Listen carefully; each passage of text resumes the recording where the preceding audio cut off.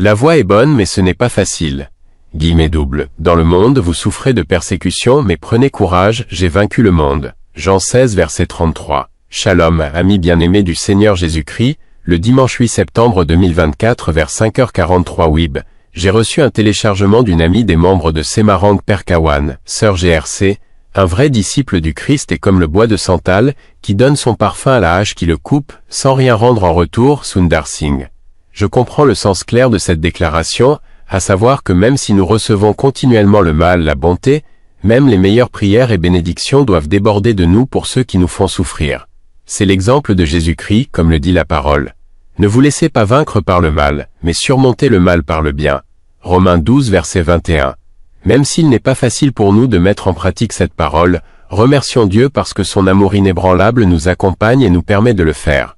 J'invite Monsieur Christian Suarto d'Internet Solutions 1 Sol à accompagner les éloges suivants. Merci mon Dieu pour ton amour fidèle. Ce que j'ai vécu dans ma vie, merci Jésus pour votre bien. Toute ma vie, merci mon Jésus, créez le cadeau que vous offrez parce que Dieu l'a fait aujourd'hui. Merci. La présence du Seigneur Jésus-Christ dans le monde n'est pas seulement le sauveur du monde, mais aussi l'unique chemin vers le ciel, Jean 14 verset 6, il n'est pas un chemin unique mais le seul chemin. Arriver de cette façon n'est pas difficile, mais suivre de cette façon tout au long de la vie n'est pas facile. Demandons le Saint-Esprit, l'Esprit du Christ comme boussole et feuille de route vers la vraie vérité. Souvenez-vous de la feuille de route, elle me rappelle le scoutisme, j'y ai appris qu'il y a des routes chaotiques, rocailleuses, tournantes et escarpées. Un jour, je devrais peut-être m'arrêter, réfléchir et vérifier ma carte pour voir si je suis sur le bon chemin et sur la bonne voie.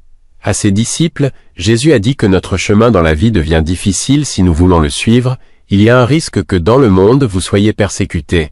Jean 16 verset 33. Par conséquent, nous ne devrions pas être surpris si notre chemin devient difficile ou penser que nous avons pris un mauvais chemin. Nous pouvons prendre courage parce que Jésus a aussi dit qu'en lui nous pouvons avoir la paix, parce qu'il a vaincu le monde. Jean 16h33. Si nous suivons le Christ et traversons des moments difficiles, prenez courage. Nous ne sommes pas sur le mauvais chemin, nous sommes sur le bon chemin. Jean 14 verset 6. Amen.